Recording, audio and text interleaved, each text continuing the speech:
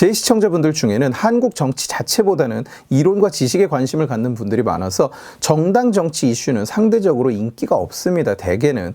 그런데 국힘당 전당대회가 얼마 남지 않았는데 나경원 전 의원이 갑작스럽게 출마 의사를 밝히고 가지고 있던 장관급 직을 내놓으면서 이 행동을 두고 진영 내에서도 의견이 갈리는 것 같아요.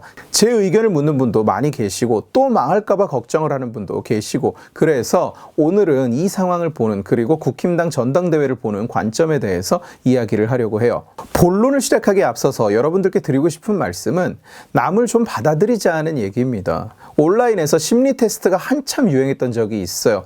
온라인 개잡탕들이 만들어낸 아무런 가치가 없는 개잡탕 심리 테스트들이 판을 쳤었습니다. 마치 지금 MBTI처럼요.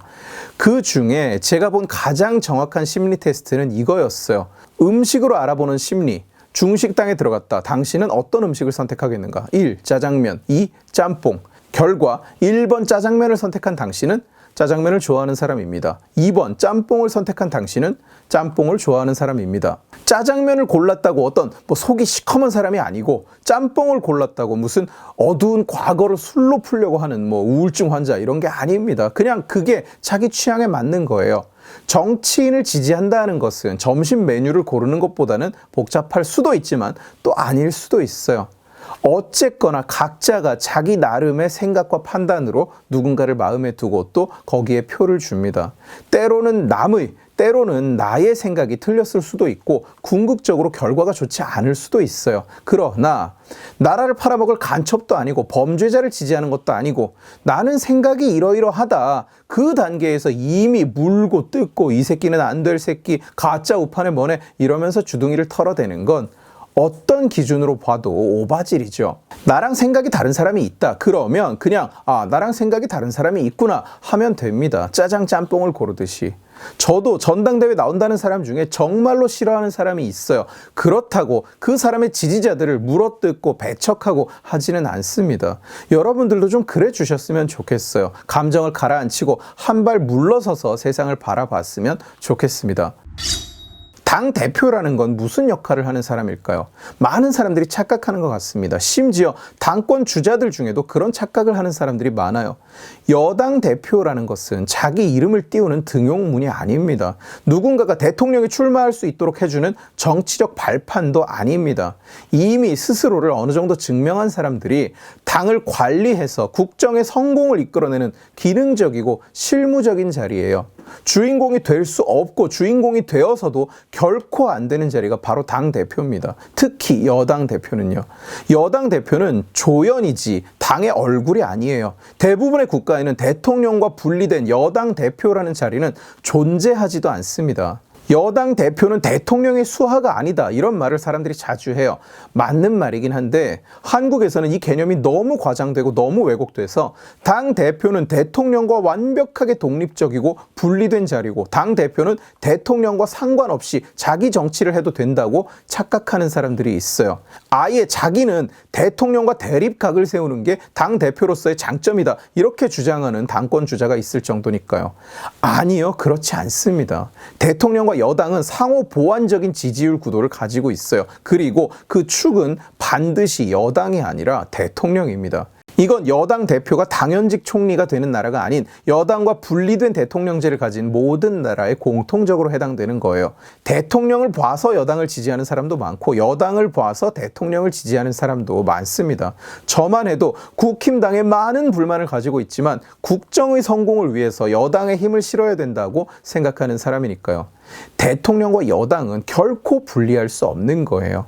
의원이 1명이라도 대통령을 가진 당은 여당입니다. 의원이 200명이라도 대통령이 없으면 그 당은 야당이에요.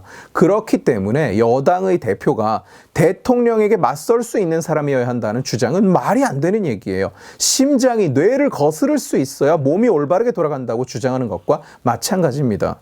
조언과 대립은 다른 거예요. 대통령은 자유시장을 신봉하고 세금을 깎자고 난리인데 여당 대표는 자유시장을 무시하고 세금을 올리자, 사회적 경제하자고 주장하는 사람이다? 말이 안 된다는 얘기입니다. 지금 국회는 그야말로 단어 그대로 개판입니다. 제가 개인사로 영상을 한동안 쉬어서 앞으로 며칠 동안 밀렸던 이슈나 법안 얘기들을 좀 열심히 쏟아낼 예정인데, 그야말로 법 가지고 장난질을 치다 못해서 이제는 민주당이 법으로 깽판을 치고 있는 상황이에요. 입법 독재라는 말이 있는데 이제 민주당의 입법 전횡은 독재라는 단어로 표현할 수가 없을 수준입니다. 이 구도를 깨지 못하면 윤석열 정부의 국정은 절대로 드라이브가 걸리지 않아요. 이 구도를 깨지 못하면 문재인 때문에 바뀌어버린 우리 삶은 결코 정상으로 돌아오지 않습니다. 5년 내내 대통령 입에서 뭐 하는 거냐, 너무하다, 통과시켜달라, 도장 찍어달라, 협의해달라, 이 얘기만 나오다가 임기를 마칠 거예요. 민주당이 지네 마음대로 양곡관리법 같은 정신나간 법안을 공장처럼 찍어내는 이 구도를 깨지 못하면 윤 정부는 아무것도 못합니다. 이 상황에서 자기 정치를 하고 정부와 대립하는 여당 대표가 나온다? 대통령 지지율을 깎으면 자기 개인적인 지지율이 오른다고 아싸 다음 대통령은 나다, 나에게도 기회가 왔다, 이러고 입이 째져라 좋아하는 그런 인간이 당대표가 된다? 만약에 그런 사람이 있다면 절대로 불가한 일입니다. 국힘당이 너무나 마음에 들어서 아니요, 제가 그렇게 생각하지 않는다는 건 제 영상을 서너 개만 본 분이라도 다들 아실 거예요. 총선 승리, 이게 우리가 외부인 입장에서 승리라고 불러야 되는 일인지 잘 모르겠어요. 내가 이긴 게 아니잖아요. 그냥 국힘당이 의석을 더 가져갔다는 거잖아요. 자기들끼리 권력을 더 누린다는 말이고 자기들끼리 자리를 더 차지했다는 말이잖아요. 그냥. 그러나 민주당의 저 꼴을 막으려면 대안이 없어요. 국힘당이 총선에서 승리를 해야 돼요. 그리고 그 총선에서 이기려면 여당이 대통령에게 협력을 해야지 다른 길은 없습니다. 나는 윤석열 지지자인데 국힘당이 짱나서 국힘당을 안 찍는다. 나는 국힘당 지지자인데 윤석열이 짱나서 국힘당을 안 찍는다. 그 어느 쪽도 용납할 여유가 없습니다, 우리한테는. 지금 문재인이 정권 말기에 알박기를 해놓은 낙하산 쓰레기들, 임기가 다 되면 지들끼리 짝짝꿍을 해서 새 사람을 임명하는 중이에요. 문재인이 물러난 지 1년이 다 돼가는데 문재인이 쌓아놓은 똥이 자기들끼리 모여서 똥을 만들어내고 있다고요. 또 예전 정권들은 자리가 바뀌면 좌든 우든 간에 인사들이 우르르 물러났습니다. 그게 당연한 거라고 모두가 생각해 왔어요. 정권이 바뀌었는데 국민이 선택을 했는데 철학이 다른 사람이 자리를 끝까지 차지하고 앉아서 국정의 회방을 놓는 건 국민에 대한 예의가 아니다. 다들 이렇게 생각해 온 겁니다. 그러나 지금의 민주당, 문재인이 만들고 이재명이 만들고 있는 그 민주당은 안 그래요. 낯짝이 철판보다 더 두껍습니다.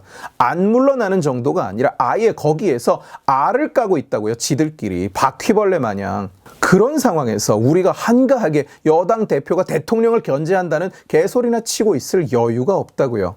여당 대표와 대통령의 뜻이 다를 수도 있습니다. 다른 목소리를 낼 수 있어요. 의견이 갈릴 수 있어요. 그런데 그러려면 정확한 이유와 정확한 목표가 있어야 됩니다. 그냥 시작부터 나는 대통령을 견제하겠다, 나는 대통령에 맞서서 목소리를 내겠다, 이런 각오를 다지고 있다는 얘기는 말이 안 되는 거예요. 기재부 총리가 그런 말을 하면 차라리 말이 되는데 나라의 CFO 같은 역할이니까요. 여당 대표는 아니라고요. 여당 대표는 그런 자리가 아니라고요. 대통령이 국민들에게 추진하기로 약속한 걸 일단 좀 추진하고 그 결과로 평가를 받고 그 결과를 가지고 다음 대선을 치르고 그래야 되는 거지. 지금 정부가 추진하는 거 다 막혀서 아무것도 못 하잖아요. 예산안마저도 법정 시한을 넘겨서 그 깽판을 친 뒤에야 장사해먹듯 예산 파리를 해서 도장을 찍었어요. 이런 상황에서 자기 정치를 하는 여당 대표라는 것은 대한민국에 가장 필요 없는 인물입니다. 나경원 전 의원에 대한 의견을 묻는 분들이 많아서 제 생각을 좀 말씀드리자면, 의원 때는 나경원 의원은 앞장서서 열심히 싸우는 모습을 많이 보여줬어요. 당이 너무 뒷받침을 못해주고 다들 입 딱 다물고 가만히 있는 바람에 피해도 많이 봤어요. 한동훈 장관을 보면 입 딱 다물고 미꾸라지 마냥 이슈마다 미끌미끌 빠져나가기만 하면서 목숨을 부지하는 게 올바른 정치가 아닐 뿐더러 인기 있는 정치도 아니라는 걸 이제 국힘당 인물들도 좀 배워야 될 텐데요.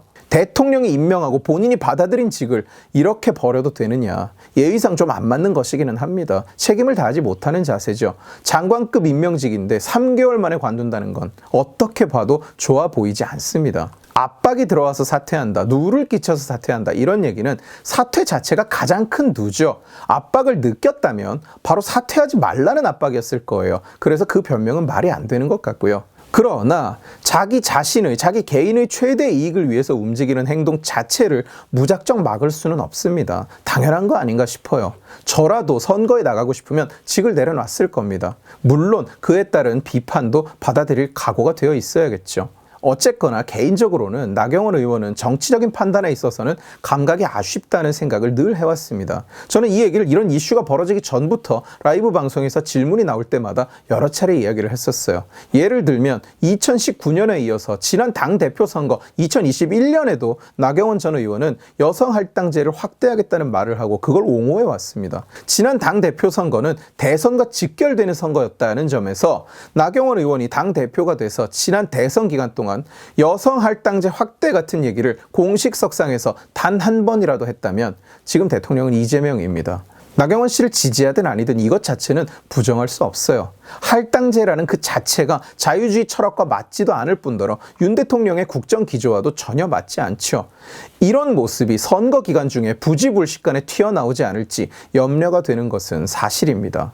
부디 현재 당권 주자들, 아마도 김기현 대 안철수, 나경원 씨가 출마를 한다면 나경원 이렇게 양자 아니면 삼자 구도로 정리가 될 것 같은데, 이분들을 포함 다른 당권 주자들도 내가 당대표로서 무엇을 할 것인가, 나는 당대표가 왜 되고 싶은가, 이걸 명확히 정의하고 명확히 보여주면서 임했으면 좋겠어요.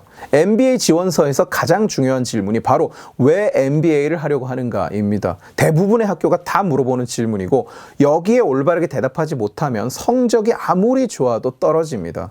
내 정치 생명을 이어가기 위해서 당대표를 해야겠다. 다시 한번 정치 전면에 나서기 위해서 당대표를 해야겠다.